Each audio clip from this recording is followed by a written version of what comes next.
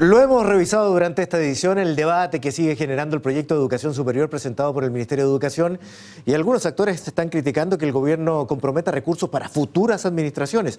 Y para profundizar en este tema conversamos con el exministro y académico José Joaquín Brunner.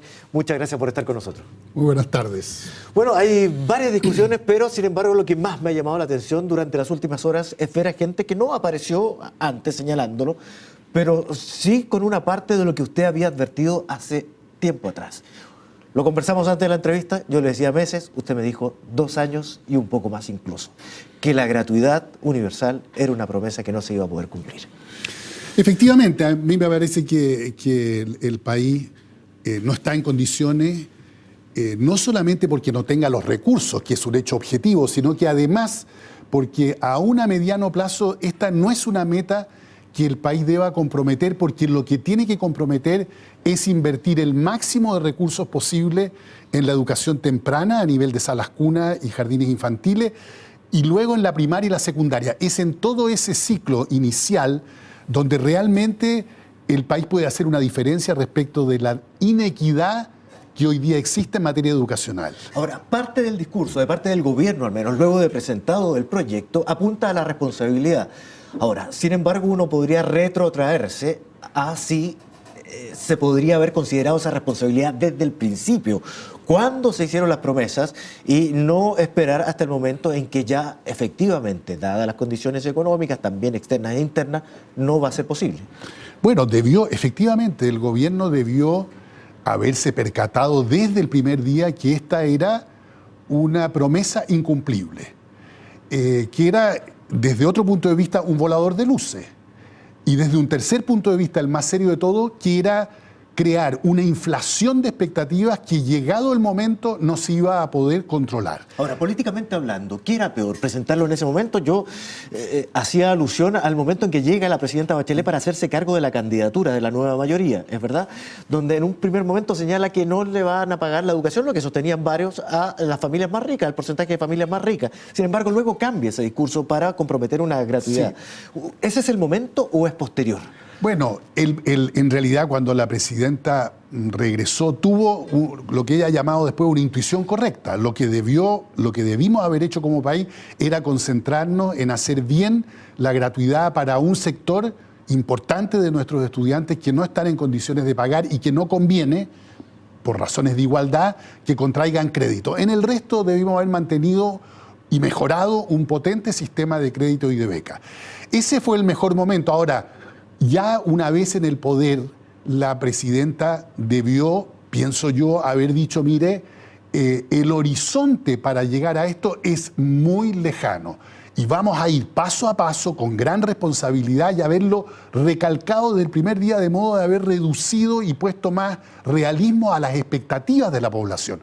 Hoy día el gobierno está pagando precios con todo, con los estudiantes, con los rectores, con los expertos, con los partidos políticos de la nueva mayoría, con la oposición. Es decir, tiene realmente el peor de los cuadros posibles. O sea, el costo político es mayor incluso que haberlo reconocido desde un primer momento. Absolutamente. Una cosa es no haberlo reconocido, a lo mejor con algún fin político, pero otra cosa es entregar mal los cálculos ahora. Y usted sugiere, y hay no solamente usted, varios expertos, que efectivamente los cálculos están lejos de cubrir el costo de lo que el gobierno ha prometido hasta ahora, no de la gratuidad universal. Estamos hablando de 3.500 millones de dólares y usted cree que son más, 6.000 millones. Efectivamente, si en realidad cuando lo que el gobierno ha hecho un cálculo estrictamente para la gratuidad tal como la entiende el gobierno con esta secuencia, y ha dicho, bueno, tal vez en 30, 40 o medio siglo más podemos llegar allá.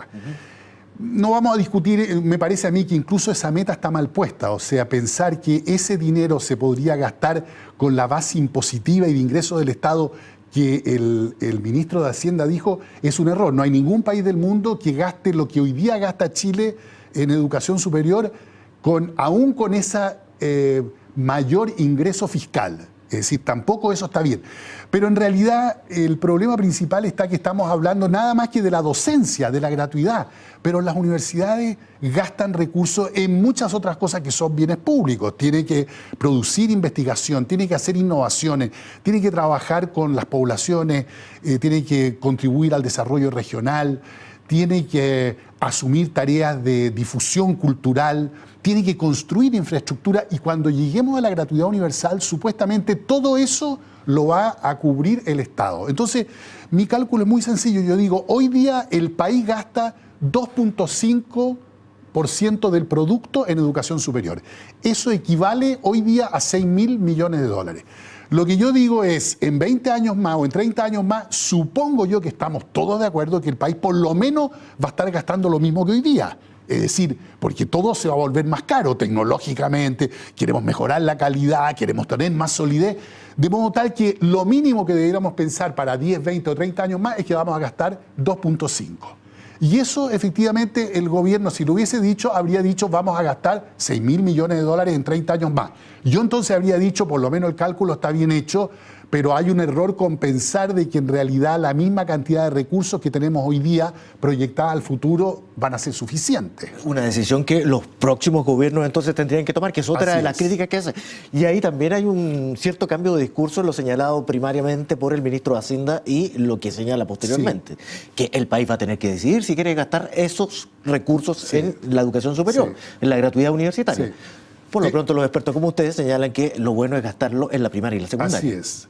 El ministro tenía razón en lo que dijo en la primera oportunidad. Por cierto que el país va a tener que decidir muchas veces en los próximos 20 o 30 años. Supongamos que el país crece bien, que no caemos en una situación recesiva como estamos arriesgando ahora, que crece bien, que se recupera el precio del cobre, que aumentamos la productividad, que el país crece, siempre va a haber más necesidades que las que el Estado puede cubrir. Supongamos incluso que hacemos 2 o 3 reformas tributarias más, igual vamos a tener que discutir, bueno, favorecemos más la educación primaria, por ejemplo, y la educación temprana o la educación superior. Ponemos más dinero en salud o en previsión, porque nuestra población va a estar envejeciendo. Nunca dijo nada el ministro qué va a pasar con el gasto previsional en 30 años más. Entonces es un error, digamos, hacer pensar al país de que en realidad su único y mayor desafío tiene que ver con la gratuidad educacional. Fuera de que es una meta que no aumentaría la justicia social en la sociedad chilena, además de eso es una prioridad relativa a otras que tienen la misma o mayor importancia. Ahora, en ese sentido, y en relación solamente a lo que hay que hacer este año y el próximo, porque ha habido quejas de las universidades ya para las que han estado sumándose a la gratuidad y otras que piensan evaluarlo a partir del próximo año también, porque implica una fijación de aranceles para las universidades y también de matrícula, lo que tiene varias aristas, pero por lo pronto económica también. Efectivamente, y este año ya tenemos una prueba de un fracaso relativo. La gratuidad de la glosa del año 2016 fue calculada con unos aranceles que son completamente insuficientes. El propio gobierno en su momento reconoció y dijo voy a apartar y voy a poner un fondo especial para financiar lo que en realidad no les estoy dando en este momento con el arancel de referencia. Bueno, nada de eso ha ocurrido y por lo tanto la mayor parte de las universidades del país está cofinanciando, está copagando la gratuidad con recursos propios. O sea, son recursos que deberían sumarse al costo total entonces de la reforma. Efectivamente, y son recursos que si las universidades no lo tienen, perjudican básicamente a la calidad de la formación que entregan y de la investigación que realizan. Es decir, estamos debilitando en vez de fortalecer al sistema. Ahora, esto tiene otro matiz también, que es que la gratuidad pueden sumarse las universidades que cumplan ciertos requisitos, ¿cierto? Así es. Pero además deben sumarse voluntariamente. Y con estos costos, y si están a pérdida, por decirlo de alguna forma, ¿podría darse el escenario en que varias universidades desistan de esto? Y por lo tanto la reforma quede empantanada ahí también. Bueno, ya hoy día, yo que recorro y soy académico dedicado a este tipo de temas, me invitan a distintas universidades y en varias de ellas he escuchado que están muy seriamente haciendo los cálculos para ver si efectivamente algunas de las que entraron van a poder permanecer y otras que querrían entrar, pero que en las condiciones del 2016 no podrían y no lo harían, ¿no? Entonces, efectivamente, no es que en ese sentido vaya completamente a fracasar la idea, pero va a demostrarse otra vez de que en realidad el gobierno no está haciendo bien la gestión de un proyecto extremadamente complejo como es el ir avanzando gradualmente en un sistema de provisión mixta donde hay universidades estatales y privadas de distinto tipo. Cuesta muchísimo armar un buen diseño y el diseño que ha armado el gobierno hasta acá no ha dado los frutos esperados Y la ley, el proyecto de ley que presentó, y ya tendremos más adelante oportunidad de hablar de eso, es un proyecto que introduce aún mayores incertidumbres. Eso quiere decir entonces, y ya para terminar, para cerrar, que ni siquiera es valorable los esfuerzos que se han hecho al respecto, porque están mal hechos. Yo creo que los esfuerzos hechos han contribuido a partir con algo que yo creo que tiene acuerdo amplio en el país, que es el 50% o los jóvenes pertenecientes al 50 o al 60% de los hogares de menores recursos debieran tener todo el apoyo del Estado, pero ni se les está dando a todos los que pertenecen al 50%, menos de la mitad de ellos se les está dando este año. Segundo, lo que se les está dando a las universidades para cumplir con esa tarea es insuficiente.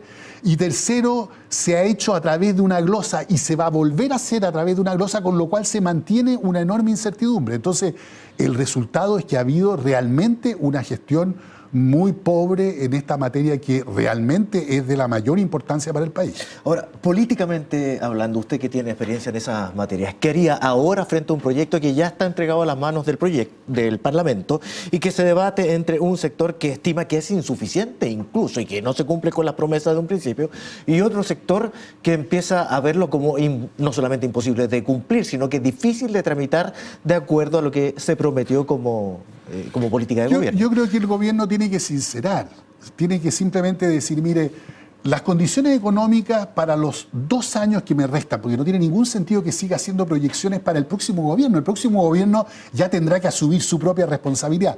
Para estos 2 años yo lo que propongo es, económicamente, hacer tales y cuales avances, y respecto de la ley en general, separar materia y decir vamos a trabajar primero en tal cosa, por ejemplo, aspectos de institucionalidad. En segundo, aspectos de acreditación de la calidad, que en realidad tiene máxima importancia.